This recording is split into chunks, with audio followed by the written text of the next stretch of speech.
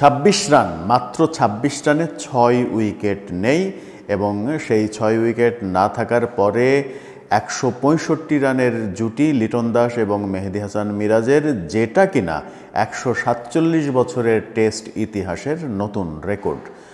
কিভাবে হলো সেই রেকর্ড? বিশ্ব রেকর্ড গড়লেন লিটন দাস এবং মেহেদী হাসান মিরাজ, যার কল্যাণে শেষ দিকে এসে লিটন দাস হাসান মাহমুদের সঙ্গে অসাধারণ একটা জুটি আবার গড়লেন এবং সেই জুটি গড়ার ফলে অল্পের থেকে বাংলাদেশ লিড পেল না, 12 রানে পিছিয়ে থাকলো।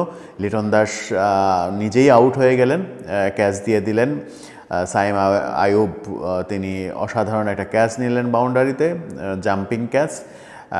সেই ক্যাচের মাধ্যমে পরবর্তীতে 2 বলও টিকতে পারেননি আসলে নাহিদ রানা, এলবিডব্লিউর ফাঁদে পড়েছেন। লিটন দাস এবং মিরাজ 165 রান করেছেন। 26 রানে যখন সমস্ত উইকেট পড়ে গেছে, সমস্ত মানে হচ্ছে যে টপ অর্ডারের সব ব্যাটসম্যান যখন আউট হয়ে গেছেন, টপ অর্ডারের অবস্থাটা দেখুন।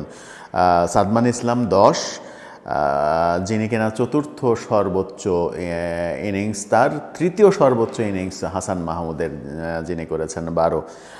এরপরে জাকির হাসান 1, নাজমুল হোসেন শান্ত অধিনায়ক 4, মমিনুল হক 1, মুশফিকুর রহিম 3, সাকিব আল হাসান 2। 1 অঙ্কের কোটা 5 জনই পেরোতে পারেন নাই। এরপরে লিটন দাস এবং মেহেদী হাসান মিরাজ। লিটন দাসের অসাধারণ 138, লিটন দাসের জন্য এই ইনিংসটা খুব দরকার ছিল।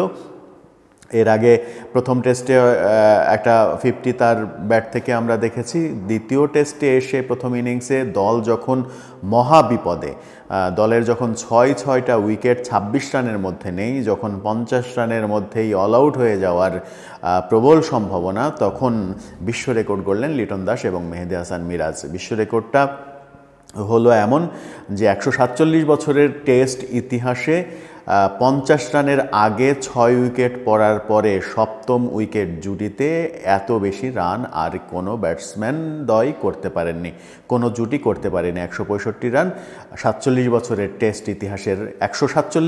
টেস্ট ইতিহাসের রেকর্ড ভেঙে দিল। মেহেদী হাসান মিরাজ 78 রান করেছেন, লিটন দাস 138। আমার মনে হয় যে সব থেকে 13 রানের, 12 রান বলেছি, দুঃখিত, 13 রানের যে ইনিংস হাসান মাহমুদের, এবং সেটি খেলতে তিনি 51টা বল খেলেছেন। 51 বল টিকে থাকা হাসান মাহমুদ আজকে দেখিয়ে দিয়েছেন শান্ত, মুশফিক, সাকিব যারা ব্যর্থ হয়েছেন, জাকির, সাদমান, মমিনুল যারা ব্যর্থ হয়েছেন, সেই ব্যাটসম্যান, টপ অর্ডার 6 ব্যাটসম্যানকে দেখিয়ে দিয়েছেন কিভাবে টেস্টে থিতু হয়ে থাকতে হয়। আমার মনে হয় যে তাদের জন্য একটা লজ্জার ব্যাপার হাসান মাহমুদের ইনিংস। হাসান মাহমুদ যেভাবে লিটন দাসকে সঙ্গ দিচ্ছিলেন, মনে হচ্ছিল না একটা সময় লিটন দাসের সেঞ্চুরি করা সম্ভব। সেই লিটন দাস সেঞ্চুরি করলেন এবং 138 রান করলেন। দুর্ভাগ্য তার, ছক্কা মারতে গিয়ে ক্যাচ আউট হয়ে গেলেন।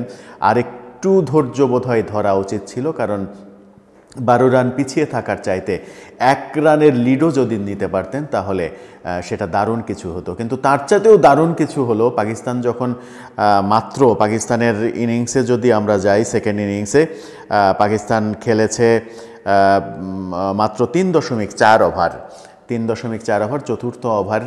এই ওভারের আর 2 বল হলেই আজকের দিনের খেলা শেষ হতো। সেই সময় কিন্তু পাকিস্তান 2 উইকেট হারিয়ে ফেলেছে। আবদুল্লাহ শফিককে প্রথমে আউট করলেন হাসান মাহমুদ। কট লিটন দাস তিনি উইকেট কিপারের কাছে ক্যাচ দিয়ে বিদায় হলেন।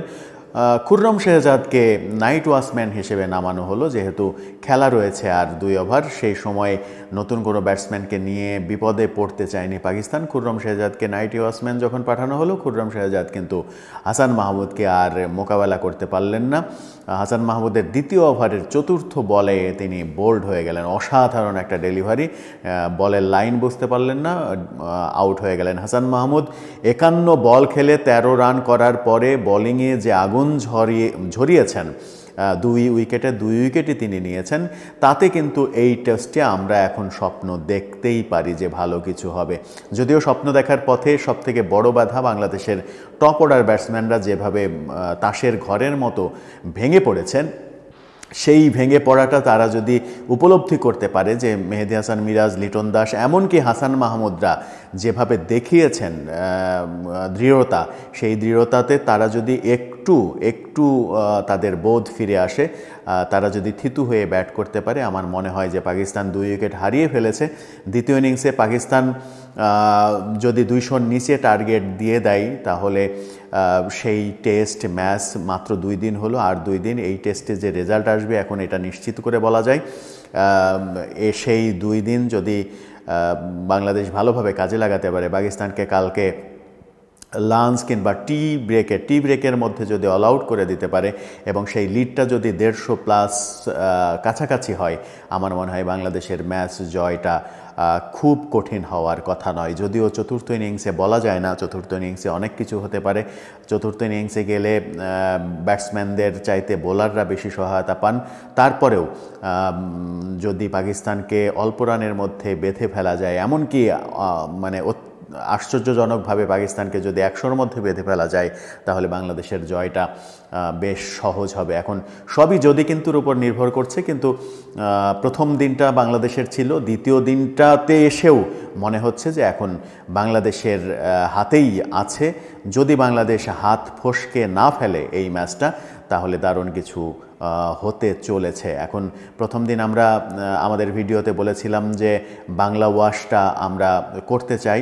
দ্বিতীয় দিন শেষে সেই আশা এখনও টিকে আছে। সেই আশা তৃতীয় দিনে টিকে থাকে কিনা সেই অপেক্ষা করব। টেস্ট ম্যাচ আরও বেশি উপভোগ্য হয়ে উঠছে।